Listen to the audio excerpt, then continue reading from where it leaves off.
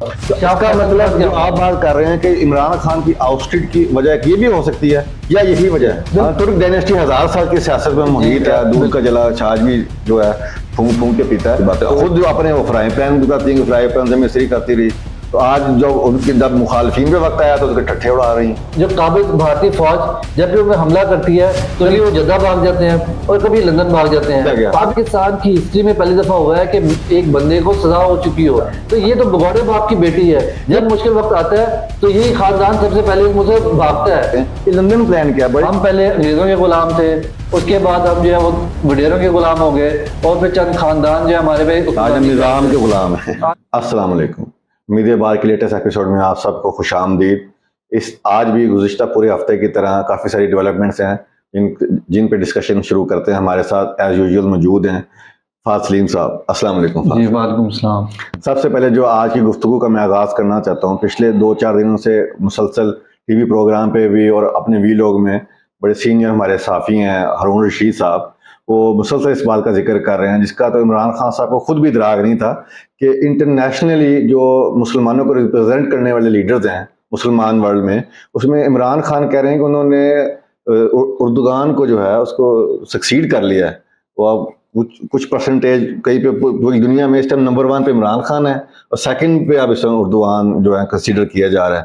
تو کہتے ہیں اس کی بیسک وجہ جو انہوں نے انٹرنیشنلی ناموس رسالت اور جو اسلامو فوبیا کو اجاگر کیا ہے، اور وہاں پہ یونائٹڈ نیشن کے فورم میں بھی وہ ایک بیسک وجہ بن رہی ہے۔ اس پہ آپ کیا کہیں گے؟ وہ پاکستان میں ان کو ہم جو ہے گھاس نہیں ڈال رہے؟ دیکھیں، ہمارے ملک میں واقعی میں ایسے لیڈر کی بڑی سخت ضرورت تھی جو کہ ان کا سسٹم بھی سمجھتا ہو، وہ ان کی زبان میں بات بھی کر سکتا ہو اور اس کے اندر لیڈرشپ کوالٹیز بھی ہوں۔ جب عمران خان نے یونائٹڈ نیشن میں جو خطاب کیا، وہ ایز اے پاکستانی سب کا سر فخر سے بلند ہو گیا، چاہے آپ کسی بھی پارٹی سے آپ بلانگ کرتے ہیں۔ اور عمران خان کو پتا تھا کہ ان کی سائیکی کیا ہے۔ ہمارے ملک کے بارے میں بدقسمتی سے ہم کیونکہ واحد مسلمان سپر پاور ہیں، تو ہمارے خلاف جو پروپیگنڈا ہے وہ فرسٹ ورلڈ کنٹریز میں وہ بڑا زبردست ہوتا ہے، اور اس کو کاؤنٹر کرنے کے لیے ہمارے پاس کوئی لیڈر ہی نہیں ہے۔ ہمارے پاس بڑی مشکل سے ایک لیڈر آیا تھا، اور آپ نے یہ دیکھا ہوگا کہ جب عمران خان نے خطاب کیا، اس کے بعد جب اردوغان کو وہ ملا تو اردوغان نے جو ہے اس کا ماتھا چوما عمران خان کا، اس نے بھی یعنی باقی جو مسلم پیوٹن نے بھی اس چیز کو ریکگنائز کیا نا، جب وہاں گئے 3 گھنٹے ملاقات، 30 منٹ تھے جو شیڈیول تھے اور 3.5 گھنٹے میٹنگ ہوئی، انہوں نے بھی اس میں اسلاموفوبیا کو ریکگنائز کیا۔ انہوں نے کہا میری وائف یہ تو انفیشلی ہے کہ وہ مسلمان ہے، وہ اس پہ تو اب ہم کمنٹ نہیں کر سکتے۔ تیسرا یہ کہ 3000 مساجد بنانے کا کلیم انہوں نے کہا میں نے کیا، میرا اسلام کی طرف انکلینیشن ہے یا اس حوالے سے۔ عمران خان کی بخشش کے لیے تو بالکل ایک یہی ناموس رسالت کا جو قانون ہے نا، یا دن بنایا جائے گا، وہی کافی ہے۔ اس نے لوگوں کو وہاں پہ سمجھایا، میں 15 ستمبر جی اس نے لوگوں کو وہاں پہ سمجھایا کہ آپ جب ہمارے نبی صلی اللہ علیہ وسلم کے بارے میں بات کرتے ہیں، یہ تو یہ فریڈم آف اسپیچ نہیں ہے، ہمیں تکلیف پہنچتی ہے، جیسے ہولوکاسٹ میں یہودیوں کو تکلیف پہنچتی ہے۔ لیکن بڑی بدقسمتی، آپ نے یہ دیکھا ہوگا کہ ایک ہمارے پہلے بھی ایک دور آیا تھا جب بادشاہی مسجد میں تمام مسلم سٹیٹس کے جو لیڈرز اکٹھے ہوئے تھے، اور ایک تب بھی ہمارے پاس ایک لیڈر تھا جو کہ ان کی زبان میں بات کرنا جانتا تھا اور وہ سب کو یونائٹ کر رہا تھا۔ اس کے ساتھ کیا ہوا؟ شاہ کا مطلب جو آپ بات کر رہے ہیں کہ عمران خان کی آؤٹسٹڈ کی وجہ یہ بھی ہو سکتی ہے یا یہی وجہ ہے؟ بالکل نہیں، یہ تو اللہ بہتر جانتا ہے، لیکن یہ بڑی وجہ ہو سکتی ہے کیونکہ پہلے بھی جب مسلمان کنٹریز میں ایسے لیڈر پیدا ہوئے ہیں، آپ نے دیکھا کہ اردوغان کے بارے میں بھی کو کرنے کی کوشش کی گئی، لیکن کیونکہ ان کا ملک اتنا میچور، ان کی ڈیموکریسی اتنی میچور ہو چکی ہوئی ہے کہ وہاں پہ عوام نے نکل کے جو ہے وہ جو بغاوت میں فوجی انوالو تھے، اب یہ یعنی ہمیں سین دیکھنے کو ملے کہ لوگوں نے ان پہ تشدد کیا باقاعدہ، ان فوجیوں پہ جو بغاوت پہ جو تھے۔ ہاں، ترک ڈائنیسٹی 1000 سال کی سیاست میں محیط ہے، تو وہ پورا جو خلافت عثمانیہ، شاید ان کو اس چیز کا فائدہ ہوا کہ وہ انہوں نے ریٹیلیٹ کیا اور فوجی بغاوت کو انہوں نے بالکل میچور ہو چکی ہوئی ہے نا وہ جمہوریت وہاں پہ۔ ہمارے بھی شاید ہم ادھر ہی جا رہے ہیں، اور انشاءاللہ جو ہماری بھی آنے والی نسل ہے، ہم امید کرتے ہیں کہ ہماری نسل بھی ویسے ہی میچور ہوگی جیسے ٹرکش جو ہے وہ نسل میچور ہو چکی ہوئی ہے۔ چلیں، اب یہ تو انٹرنیشنل بات ہوگی۔ ایک اب آج ہم پھر آتے ہیں لوکل سیاست پہ۔ فواد چودھری کے ساتھ آج بڑے وہ ایک عجیب سے مناظر دیکھنے میں آئے۔ ہائی کورٹ میں ان کو بیل مل گئی، وہ جیسے عمران خان کو ملی ہے ان کو تو وہ پری اریسٹ بیل بھی مل گئی کہ 2 دن کے لیے ان کو راہداری بھی مل گیا۔ تو جب وہ باہر نکلے تو پنجاب پولیس کے دستے موجود تھے، تو شاید گھبرائے یا کیا، دودھ کا جلا چھاچ بھی جو ہے پھونک پھونک کے پیتا ہے، تو وہ واپس بھاگ گئے تو اس میں گر بھی گئے اور پھر ان کا سانس بھی اکھڑا ہوا نظر آیا. پھر اسی کے ساتھ جلتی پہ تیلے کا کام مریم نواز نے بھی کیا، اور ان کی ٹویٹ سامنے آ گئی کہ جوتیاں اتار کے بھاگ گئے، باتھ روم میں چھپ گئے، تو آپ بھاگتے نظر آ رہے ہیں ڈرپوک قسم کی باتیں. خود جو اپنے وہ فرائی پین بتاتی ہیں کہ فرائی پین سے مستری کرتی رہی، تو آج جب مخالفین پہ وقت آیا تو اس کے ٹھٹھے اڑا رہی ہیں. دیکھیں وہ کہتے ہیں نا لک ہو از ٹاکنگ، تو یہ بڑی مریم نواز جو ہے نا اس کی بڑی بہترین مثال ہے. آپ یہ دیکھیں جب بھی فریڈم فائٹرز ہوتے ہیں، جب ایک ہمارے ملک میں کیا ہے اس ٹائم جنگل کا قانون ہے، مسلم لیگ نون کر کے رہی ہے، یہ فوج کو متنازع کرنے کے لیے ان کی آڑ میں انہوں نے سب قانون اپنے ہاتھ میں لے لیا ہے، اور یہ پی ٹی آئی کے لیڈر سے بدلے لے رہی ہے. پی ٹی آئی کا کوئی ایک لیڈر بھی آپ دیکھیں اسد عمر سے لے کے اور ایک کوئی ایم پی کی کینڈیڈیٹ تک کوئی بھی جو ہے نا وہ باہر نہیں ہے. تو نور پھر لوگوں پہ ورکرز پہ تشدد کیا جا رہا ہے. اب مریم نواز جیسی جو بات کرتی ہے، اگر میں آپ کو دیکھیں، آپ کو میں ایک سمپل سی مثال دوں، عمر مختار کا آپ نے سنا ہوگا، اگر آپ لوگوں نے نہیں سنا تو آپ کو ضرور اس کو پڑھنا چاہیے. وہ ایک فریڈم فائٹر تھا. جب اٹالین نے حملہ کیا ٹرکش پہ، عمر مختار کو لائن آف ڈیزرٹ کہا جاتا ہے. اگر آپ اس کی ہسٹری پڑھیں تو آپ کو دیکھنے میں ملے گا کہ اس نے کیسے ان کو نچا کے رکھا. لیکن اس کے اندر ایک بہترین بات کیا تھی، بڑی دفعہ اٹیمپٹ ہوئی اس کو پکڑنے کی، لیکن ہمیشہ وہ اسکیپ کرتا رہا. لیکن جب فائنلی وہ پکڑا گیا تو اس نے سرنڈر کرنے سے انکار کیا اور اس کو پھر پھانسی دے دی گئی. اسی طرح آپ نے ہمارے ساتھ مقبوضہ کشمیر میں دیکھتے ہیں جو فریڈم فائٹرز ہیں، جو اپنی قوم اور اپنے ملک کے لیے لڑ رہے ہیں، جو قابض بھارتی فوج جب بھی انہیں حملہ کرتی ہے تو ان کی کوشش یہ ہوتی ہے کہ وہ اسکیپ کریں. وہاں پہ بہادری کی بات نہیں آتی، وہاں پہ جدوجہد کی بات آتی ہے کہ آپ اپنے آپ کو بچا کے رکھیں. اور اب مسئلہ یہ ہوتا ہے کہ جب یہ سارے لیڈرز ہیں، مسلم لیگ نون کی آنکھوں میں خون اترا ہوا ہے، تو وہ ان کو کسی بھی صورت میں پکڑنا چاہتی ہے. میرے خیال میں جو عقل مند، جو سمجھدار پی ٹی آئی کے لیڈرز سے، یہاں پہ میں حماد اظہر کی تعریف کروں گا کہ آپ دیکھیں کہ انہوں نے وہ چھپے ہوئے ہیں، کئی رپوش ہے، پر ٹویٹر پہ ایکٹیو ہیں، وہ لوگوں تک اپنا پیغام پہنچا رہے ہیں اور لوگوں کو ایجوکیٹ کر رہے ہیں. اسی طرح باقی لیڈرز کو بھی ایسے ہی کرنا چاہیے تھا. اور فواد چودھری نے جو یہ کچھ کیا بڑا بہترین کیا ہے. مسئلہ یہ ہوتا ہے، اب آپ مریم نواز کی بات پہ میں آتا ہوں، آپ یہ دیکھیں کہ جب بھی ان کے والد صاحب جب بھی گرفتار ہوتے ہیں اور جب بھی انہیں سزا ہوتی ہے تو ہوتا کیا ہے کہ وہ سب سے پہلے بھگوڑے ہوتے ہیں. کبھی وہ جدہ بھاگ جاتے ہیں اور کبھی لندن بھاگ جاتے ہیں. ابھی بھی وہ لندن میں ہیں اور 50 روپے کا اسٹامپ پیپر سائن کر کے، جو کہ سارے پاکستان کو پتہ ہے، اور بیماری کا بہانہ کر کے، تب تو ایسے لگ رہا تھا جیسے ان کے والد صاحب جو ہے وہ فوت ہونے والے ہیں، اور عدلیہ نے انٹروین کیا اور ان کو ایسے لگا کہ میڈیکل گراؤنڈ پہ سزا سسپینڈ ہوئی اور کو 4 ہفتے کے لیے باہر بھیجا گیا. پاکستان کی ہسٹری میں پہلی دفعہ ہوا ہے کہ ایک بندے کو سزا ہو چکی ہو. ابھی تو فواد چودھری، اسد عمر، عمران خان، کسی کو کوئی کیس میں سزا نہیں ہوئی. نواز شریف کو سزا ہو چکی ہوئی تھی. یہ پاکستان کی تاریخ میں پہلی دفعہ ہمیں مثال ملتی ہے. اس کو بھی انہوں نے ریسکیو کر کے عدالتوں نے، جن کو آج وہ بڑی گالیاں دے رہی ہیں، ان کو باہر بھیجا. تو یہ تو بگوڑے باپ کی بیٹی ہے، یہ کس منہ سے بات کر سکتی ہے؟ نہیں فہد صاحب، اب جس سپریم کورٹ کے باہر یہ دھرنا دے رہے ہیں، اسی بینچ نے، یہ تینوں جج اس میں شامل تھے، ایٹ لیسٹ 2 تو شامل تھے، انہوں نے ہی قاسم سوری کی رولنگ کو ریورس کیا اور عمران خان کی حکومت کو گرایا اور ان کو چانس دیا. یہ جو ہے شہباز شریف صاحب فٹافٹ بھاگے گئے کہ میں دودھ اور شہد کی نہریں بہانا چاہتا ہوں، اس ملک کے ساتھ بڑا ظلم ہوا، مجھے موقع دیا جا رہا، پھر ہم الیکشن کرائیں گے.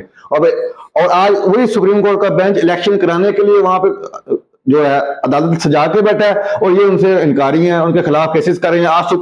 آج دیکھیں جو پارلیمنٹ میں آج کیا ہوا، جو قانون انہوں نے پاس کیا، اس پہ آپ کو بتائیں کہ پارلیمنٹ کی توہین بھی اب ہوگی. پہلے میں اس بات پہ یہ بات کو تھوڑی لائن ایڈ کرنا چاہوں گا. آپ مریم نواز کا دیکھیں، انگریز کا بنایا ہوا غداری کے قانون ہے. جب فریڈم موومنٹ چل رہی تھی انگریزوں کے خلاف سب کانٹیننٹ میں، تو یہ سارے قوانین تب بنائے گئے تھے. مریم نواز اس کا سہارا لے کے پی ٹی آئی سے اپنے بدلہ لے رہی ہے، کیونکہ میدان میں تو وہ ہرا نہیں سکتی. غداری کا تو قلعہ نہیں ہو گیا قانون، قدم لوہارا ہائی کورٹ نے غلط قرار دیا، لیکن عدالتوں میں سن کون رہا ہے؟ مریم نواز بجائے اپنے ووٹرز کو یہ بتانے کے کہ وہ کون سے قوانین کو جو ہے وہ استعمال کر رہی ہے اور اپنے مخالف کو جب میدان میں نہیں ہرا سکتی تو وہ کیسے ان کے خلاف چالیں چل رہی ہے. الٹا وہ ان کو یہ کہتی ہے کہ جی وہ واش روم میں چھپ گئے، کبھی عمران خان کو کہتی ہے اس نے اپنے سر پر گندگی کا ٹوکرا لے لیا ہے، کبھی جو ہے وہ بات کیسے کہہ سکتی ہے؟ وہ بغاڑے باپ کی بیٹی ہے. یہ بھٹو کی بیٹی بے نظیر تو کہہ سکتی تھی، نواز شریف کی بیٹی مریم نواز کسی صورت نہیں کہہ سکتی. جب مشکل وقت آتا ہے تو یہی خاندان سب سے پہلے اس مجھ سے بھاگتا ہے. اب پارلیمنٹ میں جو اپنا قانون پاس کیا اس پہ، اور سیم بینچ جو قاسم سوری والے جو میں نے آپ سے کوسچن کیا، اس پہ بھی تھوڑا سا روشنی ڈالیں. دیکھیں بدقسمتی کیا ہے؟ بدقسمتی یہ ہے کہ آپ مجھے ایک بات بتائیں، دنیا میں کسی بھی اور مہذب معاشرے میں یہ توہین پارلیمنٹ کا قانون ہے؟ جب ہم نے ووٹرز نے، عوام نے اپنا ایک نمائندہ چنا. جب وہ نمائندہ ان کی مرضی کے مطابق کام نہیں کرتا تو ہمیں تنقید کرنے کا حق ہے، اور ہمیں بلکہ ایون پرائم منسٹر پر بھی تنقید کرنے کا حق ہے. دیکھیں بش کے خلاف امریکہ میں مظاہرے نہیں ہوتے تھے، ٹونی بلیئر کے خلاف عراق وار میں مظاہرے نہیں ہوئے، وہاں پہ تو کوئی کنٹمپٹ نہیں لگتی پارلیمنٹ کی. تو ہمارے ملک سے کیا مذاق کر رہے ہیں. اور مسئلہ یہ ہے کہ جب باری آئے گی، مریم نواز کو کیا لگتا ہے کہ جب باری آئے گی، جب یہ ہماری ملکہ نہیں بنے گی بلکہ ہمارا جب بادشاہ بھی اس کے مقابلے میں بلاول بھٹو وہ آ جائے گا، اور وہ جب یہ قانون استعمال کرے گا ان کے خلاف، عمران خان کو تو راستے سے یہ شاید ہٹا چکے ہوں گے. اب یہ تو اللہ کی مرضی ہے، لیکن اگر یہ اپنے مقاصد میں کامیاب ہو گئے تو پھر آپس میں یہ ملکہ اور بادشاہ لڑیں گے نا. جب تخت کی لڑائی ہوگی تو پھر تو یہ کسی کے سکے نہیں ہوں گے. تو پھر کیا ہوگا؟ پھر یہ قوانین اسی کے خلاف استعمال ہوں گے. تو یہ کیا مذاق بنا رہے ہیں ہمارے معاشرے میں. تب وہ ختم کر لیں گے. لیکن دیکھیں سب سے زیادہ تنقید کرنے والے پارلیمان کی اور اس کو بے توقیر کرنے والے یہ خود ہی ہیں، اور آج عوام سے ان کا حق چھین رہے ہیں اس پہ تنقید کرنے کی. وہ کہتے ہیں جو اس کو سزا ہو جائے گی شخص کو، تنقید کرنے والے کو، اس کے پاس اپیل کا حق بھی نہیں ہوگا. اللہ ہی حافظ اس ملک کا. اب اگلی اور بات آپ یہ دیکھیں گے ہماری اوورسیز پاکستانیوں کی کتنی بدنامی ہو رہی ہے. یہ سارے جو خبریں ہیں ہمارے ملک کو بدنام کرنے کے لیے باہر استعمال ہو رہی ہیں، اور وہاں پہ لوگ اوورسیز پاکستانیوں کے پاس کوئی جسٹیفکیشن ہی نہیں ہے کہ ہم اس کو کر سکیں. یہ کون سے قوانین بنا رہے ہیں. آج ایک نئی چیز شروع ہو گئی کہ اب جو پی ٹی آئی کے لیڈر ہیں وہ استعفے دے کے جا رہے ہیں فوج کی حمایت میں. اب یہ دیکھیں یہ بھی ہم نے پہلے بھی کہا تھا، 2002 میں پوری مسلم لیگ نون ختم ہو گئی تھی. جتنے ان کے لیڈرز تھے انہوں نے جو ہے وہ چھلانگ لگا کے کاف لیگ بنا لی گئی، اور کاف لیگ میں شامل ہو گئے میاں آزاد، چودھری پرویز الہی، یہ چودھری شجاعت حسین اور باقی سارے لیڈرز. تو مجھے بتایا کہ نون لیگ کیا ختم ہوئی 2008 میں جیسے ہی نواز شریف واپس آیا. اس پہ زیادہ بات کرنے والا یہ موضوع اس قابل بھی نہیں ہے. ہم ایسے اب اگلی بات کرتے ہیں. یہ لندن پلان کیا ہے؟ بڑے عرصے سے عمران خان بھی اس کا ذکر کر رہے ہیں، کوئی کھل کے واضح نہیں ہو رہا. آپ کا امپلیمنٹ شروع ہو گیا ہے، فائنل مراحل میں آ گیا. شیخ رشید بھی کبھی اس کی بات کرتے ہیں. اس پہ تو آج روشنی ڈالیں. دیکھیں لندن پلان بڑا ایک واضح ہے. ایک چھوٹا بچہ ہے جو کہ کھلونا مانگ رہا ہے اور وہ کھلونا لے نہیں سک رہا. اب وہ کیا کہتا ہے کہ وہ جو ہے نا وہ اپنے بڑے بھائی کو یا کسی طاقتور کو آوازیں لگا رہا ہے اور رو پیٹ رہا ہے. وہ کہہ رہا ہے کہ جی یہ مجھے کھلونا جو ہے نا دوسرے بچے سے چھین کے میرے ہاتھ میں پکڑاؤ. تو یہ لندن پلان ہے. اب ہمارے ملک میں جو ہے وہ میاں صاحب جو ہیں وہ میاں صاحب کیونکہ پرانی گندی عادتیں پڑی ہوئی ہیں، میاں صاحب اپنے زور بازو پہ تو کچھ کر نہیں سکتے. تو وہ لندن پلان جو ہے وہ اس کے ذریعے وہ اپنے کسی بڑے کو آوازیں لگا رہے ہیں کہ آؤ میری مدد کرو اور میرے مخالف کو ختم کرو، کرش کرو اس کو، تاکہ راستہ خالی ہو جائے اور میں جا کے جو میرا کھلونا ہے اقتدار کی کرسی میں جا کے اس پہ بیٹھ جاؤں. لیکن اس کو یہ سمجھنا چاہیے کہ اب عوام کے اندر شعور آ چکا ہوا ہے. یہ 4 دنوں کے لیے تم اگر واپس آ بھی گئے تو تمہارا حشر جو ہے وہ لوگ میرے خیال میں اچھا نہیں کریں گے. اس کے باوجود کیا وہ اس قابل ہوئی ہے کہ وہ لاہور میں بھی الیکشن لڑ لے؟ ضمنی الیکشن میں جب لاہور میں ضمنی الیکشن ہوا تو آپ لوگ لاہور کے ضمنی الیکشن بھی ہار گئے. فیصلہ آباد جو ہے گڑھ تھا آپ لوگ وہاں سے بھی ہار گئے. تو جب آپ لاہور سے فیصلہ آباد سے ہار رہے ہیں تو آپ اور کہاں سے جیت سکیں گے؟ تو یہ آپ کے لیے سوچنے کا مقام ہے. ایک لندن پلان تو بن رہا ہے، وہی پھر قرآن کی آ جاتی ہے نا، ایک لوگوں کا پلان ہوتا ہے اور ایک اللہ کا پلان ہوتا ہے. واللہ خیر الماکرین. بالکل اللہ سب سے بہتر تدبیر کرنے والا ہے جو ہے وہ اللہ کا. مختصر سا ایک جملہ شعیب میمن صاحب کے پر بھی اظہار خیال کر دیں، وہ کیا معاملہ ہے؟ دیکھیں وہ سننے میں آ رہا ہے کہ ان کو احکامات ہوئے کہ پی ٹی آئی کے ورکرز پہ فائرنگ کرے. انہوں نے فائرنگ کرنے سے انکار کر دیا اور انہیں نوکری سے جو ہے وہ برخاست کر دیا گیا. یہ میں سمجھتا ہوں کہ بارش کا پہلا خطرہ ہے جو ہمارے ملک میں پڑا ہے. وہ تو کور کمانڈر جو لاہور ہیں ان کے بارے میں بھی یہ انہوں نے کہا میں فورس استعمال نہیں کروں گا، ان کو بھی تبدیل کر دیا. ان کے بارے میں بھی یہ سننے میں آ رہا ہے. یہ بارش کا پہلا خطرہ ہے. دیکھیں ہم جو تھے نا، ہم کب سے غلام در غلام ہیں. ہم پہلے انگریزوں کے غلام تھے، اس کے بعد جو ہے وہ ہم وڈیروں کے غلام ہو گئے اور طاقتور لوگوں کے غلام ہو گئے. اس کے بعد ہم غلام در غلام لوگ ہیں. ہم پہلے انگریزوں کے غلام تھے، اس کے بعد ہم جو ہے وہ وڈیروں کے غلام ہو گئے اور پھر چند خاندان جو ہے ہمارے پہ آج ہم نظام کے غلام ہیں. آج ہمارے اندر یہ طاقت ختم ہو گئی تھی کہ ہم چند ہزار روپے کی نوکری کے لیے یا چند لاکھ کی نوکری کے لیے، رزق تو اللہ تعالیٰ نے دینا ہے، ہم کلمہ حق بلند کر سکیں. آپ فرسٹ ورلڈ کنٹریز میں دیکھیں کیا وہاں پہ ایک پریزیڈنٹ بائیڈن کے کہنے پہ ایک کلرک بھی جو ہے وہ غیر قانونی کام کرے گا؟ کبھی بھی نہیں کرے گا، کیونکہ قانون ان کو تحفظ دے گا. ہمارے معاشرے میں یہ ہے کہ اگر ایک بندہ دیکھیں ہونا تو یہ چاہیے تھا کہ اب یہ ان کو برطرف کیا گیا ہے تو عدالتیں فوراً نوٹس لیتی ہیں اور وہ کہتی کہ غیر قانونی احکامات پہ کیسے عمل کر سکتا ہے؟ اور وہ سارے سرکاری ملازموں کو آرڈر پاس کرتے ہیں کہ جب آپ کو غیر قانونی کام کے احکامات جاری ہوں تو چاہے آپ کے اگینسٹ، دیکھیں ہوتا کیا ہے، کبھی یہ غیر قانونی احکامات یا وہ لیبر پارٹی کے اگینسٹ استعمال ہوتے تھے، کبھی یہ مسلم لیگ مشرف دور میں مسلم لیگ نون کے اگینسٹ استعمال ہوئے، آج جو ہے وہ تاریخ میں پہلی دفعہ پولیٹیکل پارٹی جو ہے عدلیہ کے خلاف بھی استعمال ہوئے.